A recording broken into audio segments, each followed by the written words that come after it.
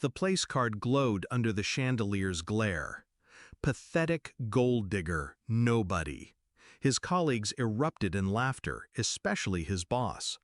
Her lips curled, eyes sharp. Still clinging to him, she sneered.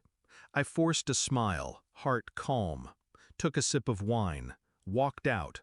Right before I whispered to the CEO, low enough only he heard, "I'd check your stock prices if I were you." I met my husband at my first startup pitch. He was the angel investor who treated me like I was smart, funny, not just another project.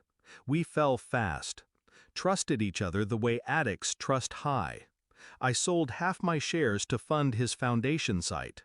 He told me once, "You build, I'll support." I believed him. Then he got promoted. His income doubled. The praise shifted. People stopped asking her opinion. They asked his vision. I stayed silent until the gala. When the card was placed in front of me, I didn't cry. I had been used to erasure. My dress?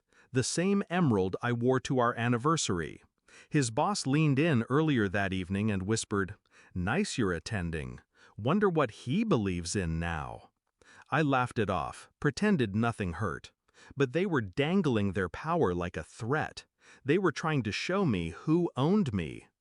I walked to the exit, paused at the CEO's podium, whispered, left. I didn't call him. I didn't explode. I went home, and I let them think I'd vanished. They spent the next morning trending on gossip blogs. She disappeared after dinner, shocker. What did he hide from her? 2 days later, press about his company's bidding scandal broke. A $50 million contract gone wrong on the very project I once managed. I smiled, kept quiet. 1 week in, I walked into the office to collect my personal effects. The security guard hesitated, saw the look in my eyes, steady, unshaken. I handed the HR manager my badge. No drama, just a note. You built a future without me. Apparently, you forgot I taught you how. And I left. Over the next month, the board meeting collapsed. Investors pulled out. The CEO's stock options evaporated overnight. Press outlets called for his resignation.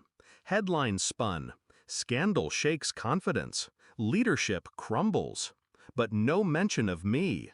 No photos of me leaving with files. No tears. 2 weeks later, his boss's promotion was revoked. Her assistant texted me, "We realized you were the smart one." 3 days later, she was let go quietly. No ceremony. No ceremony could have softened the blow. I'm writing this from my new loft upstairs, sun filtering into the open space. I left the startup world, started a consulting firm, one without politics, one where I speak first and others listen. My ex-husband filed for divorce. He asked if I'd reconsider the settlement. I declined, without a lawyer. He offered alimony. I refused. He called me vindictive. I think he finally sees it was strategy. I didn't start rumors. I didn't sue. I didn't crash the speed of his dreams. I just pulled the thread he was resting on, let the whole thing unravel. He greeted me that one night with humiliation. I replied with quiet. He slid into bitterness.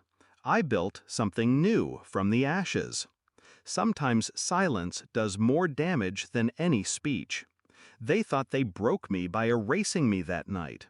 What they didn't know? I was already walking away.